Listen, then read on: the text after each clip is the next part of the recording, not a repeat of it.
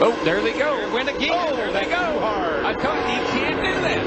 Didn't make it that time. Caution is out. Here comes another car spinning. Randy LaJoy, 34. And that's all because he locked it down. Spin and save, though, for LaJoy, as this wreck is still going on. I'm not sure. I think going on purpose. Still going on purpose. I think one of them's throttles hung. I'm not sure which one. I would have guessed the 21. I don't think it's unhung yet. Yeah. They're both stuck because, remember, it's been raining here for 2 days and 2 nights. I had a really awesome shot back low Chevrolet today, and it was going to win the race, but Kevin Harvick wanted to end the day short on us. You know, I got underneath him 2 or 3 times, and he ran me low, real low, coming off turn 4 especially twice, and took all the air off my spoiler, and I got loose and was trying to chase it up the racetrack and squeezed him in the fence, and then he wanted to commit murder on me and drive me down into turn 1 wide open all the way along the side of my car. So I think NASCAR's a little upset with me because I drove it back along the front straightaway the wrong way, and you know, that's just because I didn't want to cause a big fight down there with Kevin Harvick.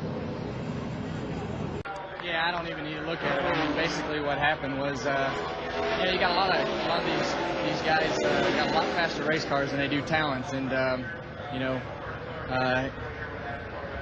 we got stuck together there and riding down the racetrack. I'm trying to get back going straight, but you know, we just kind of hung up there. I was hoping to kind of brush them out of the way, but you know, it's just unfortunate for this recent Chevrolet. A lot of fast race cars on the track with a few drivers that just have their head up their rear end and don't know how to race side by side. They think you just got to run over somebody. And a big goal for you and this team was the Car Owners Championship, and you're going to take a hit today in that goal. That doesn't matter. I mean, the main thing is we had a fast car. We come to these Busch races to try to win the race, and you know, it's just unfortunate we had a fast car, and there for 3 or 4 laps we had to get the tires up to pressure and you know, do what we had to do to fend them off. But just unfortunate you got morons out there that have to run over people. You see Harvick racing Kyle Busch for position after they've made their stops. Oh, Larry Harding. Oh, man. Was that a misjudgment or was that a turn on purpose? Rusty, what do you think? Well, it looked like Kevin was trying to dart back underneath him. He had a big run and just didn't quite clear him. It looked like a racing accident to me, but boy, it's awful. They bumped earlier, though. Remember, they had some... Makes you wonder. Road. Wow. See, Kevin tried to do that swap over. 10-4. Wow. Yeah, you heard Kevin's radio. So he pulled right in front of him. Wow.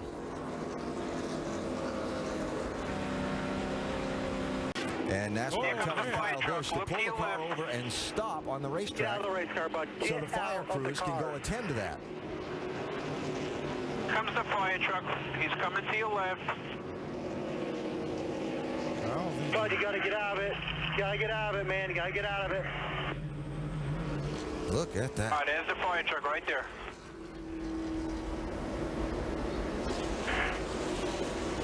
But it's up front of the motor. You got to get out of it. All right, he's out, boys. He's out, and he's okay. I don't know.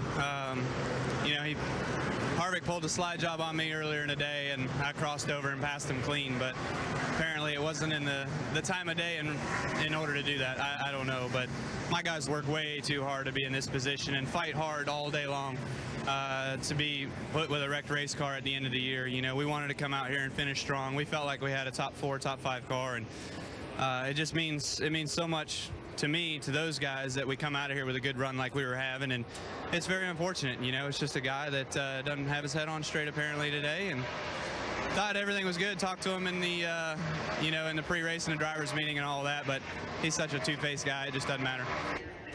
He raced me like a clown all day, driving all over me, run all over my back bumper, and cut in front of me, and I didn't live. Edwards to second on fresh tires. 4 to go this time. 4 to go and 3 Oh, Boyer in the wall. Hard wreck. He stays out. More wrecks down here. Turn 4. Big wreck. Harvick in trouble. Keep going. Kyle says, you gotta. This ain't gonna happen too good. There was a pass. There was contact, and then as Boyer went into the fence, Kyle Busch came and turned Kevin Harvick around. We know Harvick he plays rough. especially when the race is over with. I've seen him climb over people's cars to get to them. We've got cars overheated. We've got drivers overheated. And we got wrecked cars. And Bobby Labonte crashed on the final lap. Harvick looking in his mirror.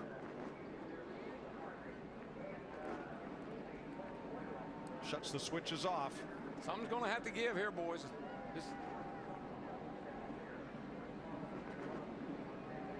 We thought it could be Newman and Montoya.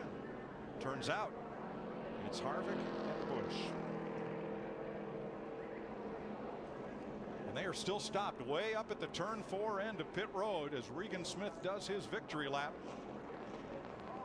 And Harvick's going to put the steering wheel back on. I think Harvick was getting ready to hop out of that thing. I think somebody must have gotten to him. No, nope, wheels off again. Here he comes. He says, okay, this is enough. I'm going back here and we're going to have a little talk. And there goes his car. That car just took off.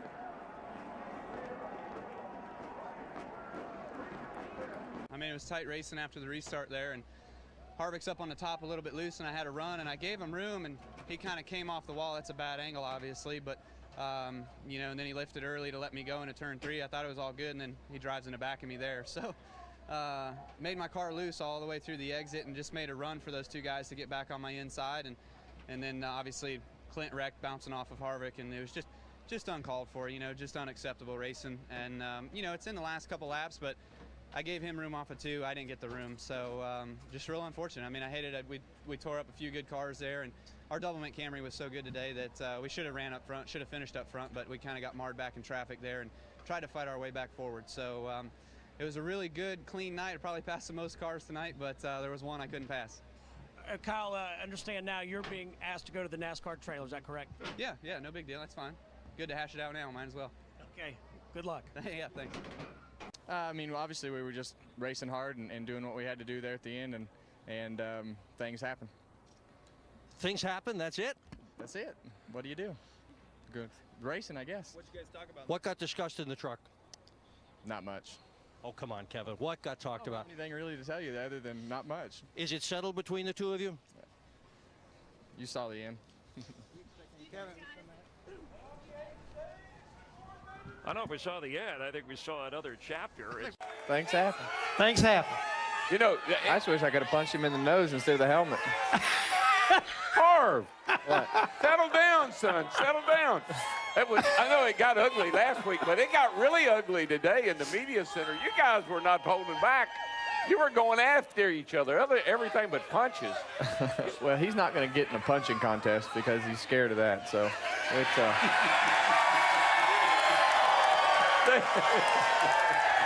Where I was brought up, you know, if you're going to do stuff like that, you're going to have to get out and defend yourself. So you know how that stuff is.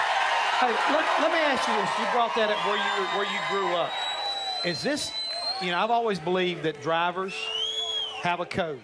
Yeah. You know, can you give us an idea what is your code? I mean, what is Kevin's deal as far as racing somebody and somebody racing you? How do you handle it, and you know, what is it? You know, I think when I grew up, you know, I grew up in Bakersfield, California, and it was a rough little place. Streets of Bakersfield. Yeah. It's the reason why they call them the Bakersfield Basher. Yeah, it's you know, when you grow up short track racing, you know, you can beat and bang and do the things that you need to do. And really what started that whole mess was coming off of turn 2. I didn't even know who hit me in the door, but when they hit me in the door, I hung a left. And when that spot was gone, I was going to take it back, and it just happened to be the 18. Yeah. And I took it back, and I don't mind wrecking. I mean, I don't mind getting wrecked for wrecking somebody or doing whatever it takes. You know, sometimes you get wrecked and sometimes you don't. That part doesn't bother me. So, but the right rear part, when you get right reared in on the straightaway, that's like throwing your gloves off in hockey. Yeah. Where I was brought up. Elliott Sadler said that the other night. When you get into the right rear, particularly when you're going that fast on the straightaway, you have just said, I don't care. I mean, to your point, the gloves are coming off. That's okay. Yeah, you know about that, don't you, DW? Oh, I know a little bit about that. I had an issue a time or two with. You got right reared going into turn 3 at Richmond, didn't you? I did. That's right. But what is it? You and Kyle Busch, y'all don't like each other, do you? Not really. I mean, and that's not fake. That's not fake. You're not just saying that because it's Friday night and you want to fight. No. You really don't like the guy. But that's kind of interesting to me because didn't you help him last year? Well, that's the part a lot of people forget. You know, I gave him all the budgets and everything to get his truck team started, and he was still too dumb to, and he ran it into bankruptcy. So. And did he steal Rick Rent, or did you let him have him? No, he bought him. He bought him? Yeah. Okay. He wrote a check and we shipped him on his way. Oh, man. Wait, did you guys talk after the race up in the NASCAR trailer? We did. We went up in the NASCAR trailer and not much was productive. So we went out and that was about it. There wasn't much. I think some people are their own worst enemy. When it comes to being responsible as a person or as a business person or anything that comes with life's responsibilities. For me, they won't even let me drive down the highway because I drive 5 miles an hour over the speed limit. So it tends to take us a lot longer to get to places. So I never have been. Let me rephrase that. Since I've been about 16, 17 years old, I hadn't been really into driving fast down the highway or anything reckless on the road. It's just it's not really the place to do that. So, it's just I don't really know how to answer that, to be honest with you, because I've never driven a vehicle 120 plus down the highway. So, it puts a lot of people, could put a lot of people in a bad situation. Here's what Kyle was referring to earlier, and that's the Childress team and Kyle Busch. I believe they've had some trouble in the past. A little familiar, but you see, Kevin runs him all the way down. Kevin's trying to protect that position. Kyle's trying to take it. But as we saw, Kevin ended up back in front of him. Actually run him through the water. Yeah, he There's did. still some water down there somewhere.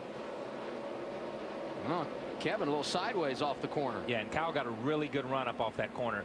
And Kevin took him all the way to the end of pit road.